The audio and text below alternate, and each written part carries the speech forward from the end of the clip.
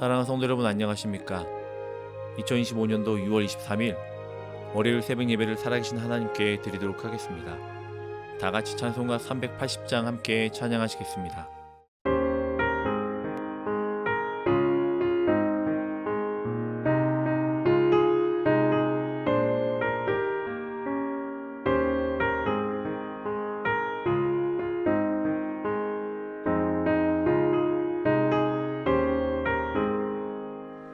나의 생명 되신 주님 앞에 나아갑니다.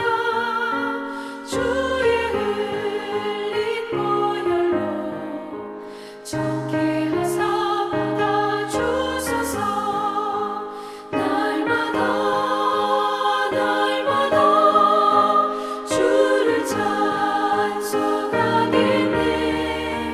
주의 사랑 줄로서 나를 굳게 잡아매소서. 괴로운 세상 지낼 때 나를 인도하여 주소서. 주를 믿고 나가면 나의 길을 잃지 않겠네. 날마다 주를 찬송하겠네. 주의 사랑 줄로서 나를 굳게 잡아매소서.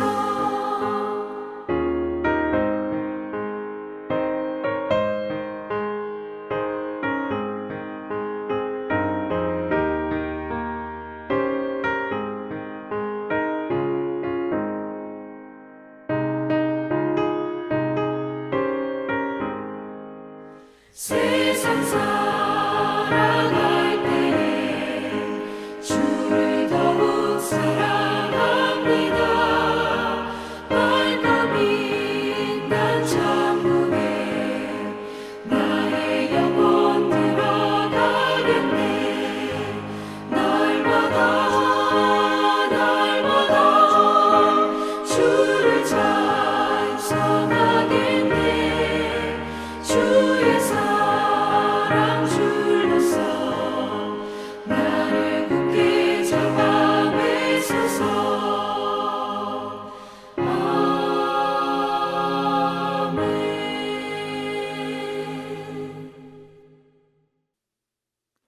아멘. 오늘 함께 나눌 말씀은 전도서 1장 1절부터 11절까지의 말씀입니다. 다윗의 아들 예루살렘 왕 전도자의 말씀이라. 전도자가 이르되 헛되고 헛되며 헛되고 헛되니 모든 것이 헛되도다. 해 아래에서 수고하는 모든 수고가 사람에게 무엇이 유익한가? 한 세대는 가고 한 세대는 오되 땅은 영원히 있도다. 해는 뜨고 해는 지되 그 떴던 곳으로 빨리 돌아가고 바람은 남으로 불다가 북으로 돌아가며 이리 돌며 저리 돌아 바람은 그 불던 곳으로 돌아가고 모든 강물은 다 바다로 흐르되 바다를 채우지 못하며 강물은 어느 곳으로 흐르든지 그리로 연하여 흐르느니라. 모든 만물이 피곤하다는 것을 사람이 말로 다 말할 수는 없나니 눈은 보아도 족함이 없고 귀는 들어도 가득 차지 아니하도다. 이미 있던 것이 후에 다시 있겠고 이미 한 일을 후에 다시 할지라. 해 아래에는 새 것이 없나니 무엇을 가리켜 이르기를 보라 이것이 새 것이라 할 것이 있으랴. 우리가 있기 오래전 세대들에게도 이미 있었느니라. 이전 세대들이 기억됨이 없으니 장래 세대도 그 후 세대들과 함께 기억됨이 없으리라. 아멘. 오늘 우리가 함께 묵상할 전도서는 욥기, 시편, 잠언, 아가서와 더불어 시가서라고 불립니다. 또한 욥기와 잠언 그리고 시편의 몇 구절과 함께 지혜서라고 불리기도 해요. 전도서는요, 어찌 보면 모순된 것 같은 전도자의 말들이 나타나고 있지만 분명히 통일된 교훈들을 우리에게 주고는 있어요. 태양 아래 새로운 것이 없고 모든 것이 헛된 것 같으나 우주의 모든 일이 하나님의 섭리 속에 이루어진다는 것. 하나님의 계획이 인간의 눈으로는 발견되지 않아 삶이 무의미한 것처럼 보이지만 그것을 창조하셨고 통제하시는 하나님 안에서 의미를 찾아야 함을 전도서는 우리에게 말해 주고 있습니다. 전도서 3장 11절의 말씀을 보면 하나님이 그 모든 것을 지으시되 때를 따라 아름답게 하셨고 또 사람들에게는 영원을 사모하는 마음을 주셨느니라. 그러나 하나님의 하시는 일의 시종을 사람으로 측량할 수 없게 하셨도다 라고 말씀을 전하고 있습니다. 전도자는 모든 것이 하나님 손에 있음에 대해서 강조를 하고 있어요. 또한 하나님께서 천하 모든 것에게 정한 때를 주셨고 하나님이 행하시는 것을 누군가가 더할 수도 없고 덜할 수 없으니 이 모든 것을 주관하신 하나님만을 경외해야 된다고 말씀하여 주고 있어요. 전도서를 읽다 보면 모든 것이 헛되다라고 이야기하는 허무주의 사상과 같은 전도자의 이야기를 전하는 것 같지만 결국 전하고 싶은 것은 허무한 삶, 그것은 하나님 안에서 삶의 의미를 찾아야 하는 것이고 그를 경외하는 것이 삶의 진정한 의미를 찾는 것이다라고 우리에게 말하여 주고 있습니다. 전도서의 시작인 오늘 본문의 말씀인 1장 1절부터 11절까지의 서론적인 부분에 제목을 붙인다면 그것은 하나님 없는 삶이라고 할 수 있습니다. 우리는 전도서를 볼 때 유의해서 읽어야 할 사항이 있어요. 그것은 전도서의 저자가 인생을 바라보는 관점이라는 거예요. 전도서의 저자는요, 신앙인입니다. 그러나 그는 잠시 세속적인 시각으로 삶을 바라본 대로 기록하고 있어요. 허무주의적인 삶에 대한 안타까운 고백이 있고요. 쾌락주의적인 삶에 대한 아픈 고백이 있으며 깊은 염세주의적인 삶에 대한 절망이 짙게 고백이 되어 있습니다. 그러나 우리는 전도서의 한 부분만을 읽고 인생은 아무 의미 없는 허무한 것이구나 라는 고백을 하면 너무 성급한 결론을 내리는 것입니다. 단지 세속적인 관점에서 본 삶이 이토록 허무하고 무의미하고 절망적이라는 사실을 고백하고 있는 거예요. 그렇기 때문에 전도서에 대한 진정한 결론을 얻기 위해서는 끝까지 우리가 읽어보면 묵상을 해야 합니다. 전도서의 저자는 마지막 장인 12장에 가서 신앙인의 시선으로 우리가 어떻게 해야 되는지에 대해서 답을 제시하고 있어요. 그리고 믿음의 사람은 이런 허무한 삶 속에서 이렇게 살아가야 된다는 것에 대한 신앙인의 뚜렷한 결론을 고백하고 있습니다. 전도서의 시작은요, 오늘 본문의 말씀을 썼던 전도자가 누구인가에 대해서 자신에 대해 고백을 하고 있어요. 1절을 보면요, 다윗의 아들, 예루살렘의 왕, 전도자의 말씀이라 라고 시작을 합니다. 1절에는 저자는 자신을 소개해요. 다윗의 아들이요, 예루살렘의 왕이요, 전도자라 라고 소개해요. 첫째, 자신을 소개할 때 다윗의 아들이라고 소개합니다. 그는 태어나면서부터 커다란 특권을 가지고 있었다. 다윗은 이스라엘 민족에 있어서 그리고 이스라엘 역사 민족사에 있어서 최고의 왕이며 가장 존경받는 지도자였습니다. 그러기에 다윗의 아들이라는 말은요, 굉장한 특권을 가지고 있는 사람이라고 고백하는 거예요. 좋은 배경, 좋은 가족, 좋은 조건 속에서 그의 삶이 시작이 되었다라는 고백을 하고 있습니다. 또한 여기서 한 걸음 더 나아가 예루살렘의 왕이라고 고백해요. 이스라엘의 모든 사람들이 그렇게 거하고 싶었던 평화의 도성인 예루살렘. 이스라엘의 개인이 오를 수 있는 최고의 지위인 왕. 그는 시대의 사람으로서 도달할 수 있는 최고의 지위에 최고의 좋은 것을 가지고 있는 사람이었습니다. 이 특권, 이 지위를 가진 사람이 인생의 석양을 바라보면 마지막 그때에 했던 고백의 시작이 무엇입니까? 헛되고 헛되며 헛되고 헛되니 모든 것이 헛되도다. 또한 저자는요, 최고의 지위, 또한 최고의 특권을 가진 것뿐만이 아니라 최고의 지혜를 가진 사람이었습니다. 또한 1절의 마지막에 본인을 소개를 뭐라고 하냐면 전도자라고 소개하고 있어요. 다윗의 아들, 예루살렘 왕이라는 명칭을 가지고 있음에도 불구하고 저자는 마지막에 전도자라고 본인을 소개하고 있어요. 전도자라는 히브리어의 본래 뜻은요, 공적으로, 공개적으로 고백하다, 전파하다라는 뜻을 가지고 있어요. 다시 말하면 사람들을 불러놓은 자리에서 자기가 체험한 어떠한 절실한 체험을 그대로 공개적으로 고백하다라는 의미를 가지고 있는 거예요. 공적으로 사람들을 불러 모으고 많은 사람들이 모인 자리에서 전달하지 않고는 견딜 수 없는 심정, 이것이 너무 심오하고 깊이가 있고 진실하고 적나라한 인생의 진리여서 자기 인생의 마지막이 가까운 어느 날 사람들을 불러 모읍니다. 그리고 전도자의 입장에서 자기의 삶에 대한 깊은 체험들을 고백하는 것, 이런 사람을 전도자라고 이야기하며 가르치고 있어요. 자기가 체험적으로 얻은 인생의 가장 깊은 진리를 그대로 묻어둘 수 없어서 그것을 고백하는 사람을 가리켜 전도자라고 이야기를 하고 있습니다. 오늘 본문의 말씀의 시작은 다윗의 아들, 또한 예루살렘의 왕, 특별히 이 사람이 경험하고 지금까지 체험했던 모든 것들, 가장 심오하고 진실된 것들을 이제 많은 사람들이 전하고자 하는 전도자로서 본문의 말씀을 시작을 하고 있어요. 2절, 3절 같이 한번 읽어볼까요? 전도자가 이르되 헛되고 헛되며 헛되고 헛되니 모든 것이 헛되도다. 해 아래에서 수고하는 모든 수고가 사람에게 무엇이 유익한가? 계속하여 반복적으로 이야기하고 있는 이 헛되다라는 의미는요, 추운 겨울에 후하고 불어내는 입김이라는 뜻을 가지고 있어요. 지난번에 시편 127편의 말씀을 묵상하며 나누면서도요, 이 헛되다라는 의미를 여러 가지로 설명을 해드렸던 기억이 있습니다. 차가운 겨울밤 밖에 나가서 후하고 입김을 불어보면 잠시 포물선이 생기지만 그리다가 사라지고 마는 그런 것들, 이것이 바로 인생이라고 고백을 하고 있어요. 헛되다라는 말은 또 한 가지 의미를 가지고 있어요. 손에 잡히지 않는다. 잡아보려고 애를 썼지만 몸부림쳤지만 아무것도 잡을 수 없다 라는 의미를 가지고 있습니다. 제가 헤벨이라는 이 단어, 헛되다라는 단어가 우상 숭배할 때 사용했던 단어라고 말씀을 드렸던 기억이 있습니다.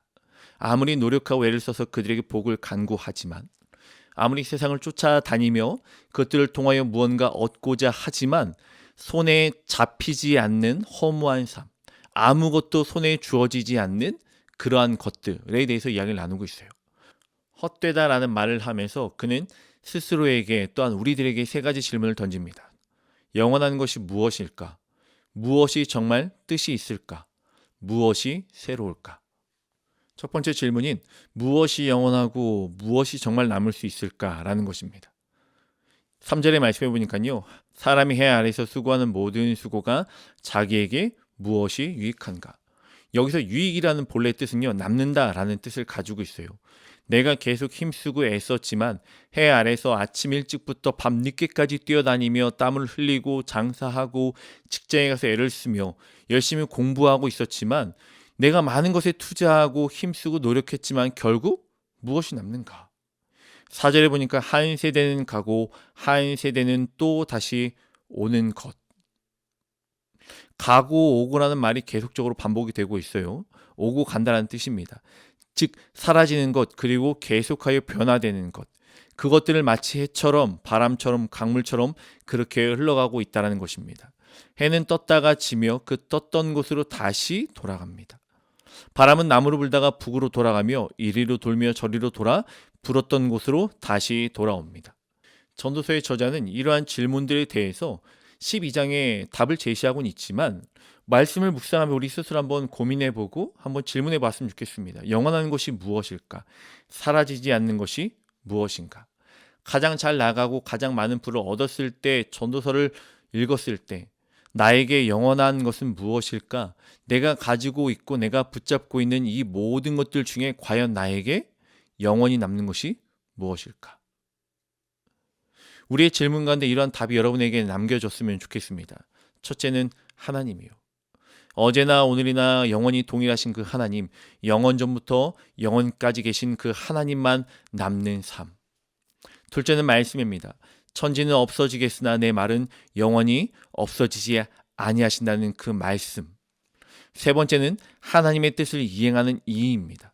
요한일서 2장 17절의 말씀에 보면요, 이 세상도 그 정욕도 지나가되 오직 하나님의 뜻을 이행하는 이는 영원히 거하느니라. 사랑하는 성도님들, 우리 인생 가운데 남는 것은 오직 우리가 믿고 계신 그 하나님, 또한 그가 말씀하셨던 말씀, 또한 그의 뜻을 이행하는 자들밖에 남지 않는다고 말하는 것처럼 우리가 더욱더 이 땅 가운데 소망을 두고 살아가는 것이 아니라 하나님께 말씀 앞에서 죄의 뜻을 이행하며 그 뜻 가운데 살아가는 성도님들 되시길 간절히 소망합니다. 두 번째 질문입니다. 무엇이 정말 의미가 있는가? 다른 말로 무엇이 나를 만족하게 할 수 있는가라는 물음이에요. 이 질문에 대한 답을 8절에서 우리에게 이야기를 합니다. 8절 함께 읽어보겠습니다. 모든 만물이 피곤하다는 것을 사람이 말로 다 말할 수 없나니 눈은 보아도 족함이 없고 귀는 들어도 가득 차지 아니하도다. 해 아래 살고 있는 인생의 모습을 표면적으로 관찰하면서 그는 이렇게 고백했어요. 아무리 보아도 아무리 들어도 만족함이 없다라는 것입니다. 세상에 어떠한 것도 우리를 만족시킬 수 없다라는 거예요. 우리는요, 우리가 하고 있는 일에 만족이 없을 때 피곤함을 느끼고 답답함을 느끼고 불편함을 느낍니다.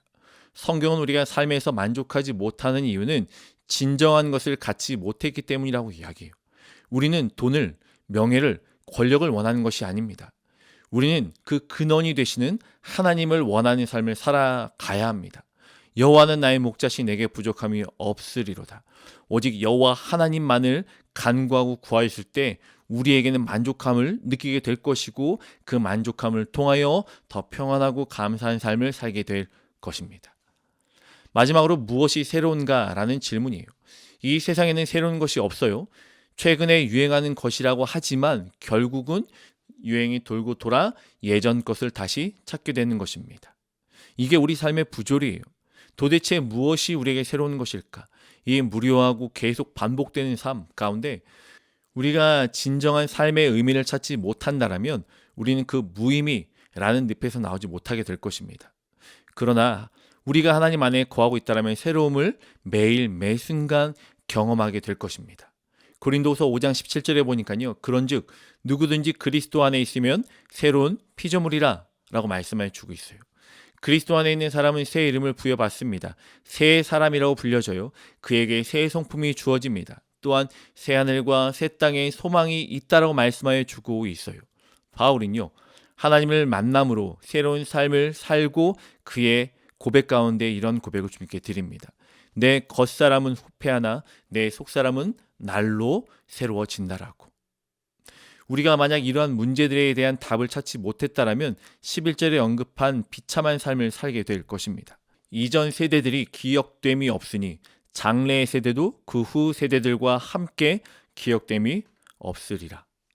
우리가 열심히 내고 힘을 쓰며 이 세상을 살아왔는데 나름 헌신을 하며 교회에선 주어진 직분을 감당했는데 마지막에 심판대 앞에 섰을 때 하나님 주의 이름을 열심히 쓰고도 하고 애를 썼습니다. 그리고 헌신도 하고 봉사도 했습니다.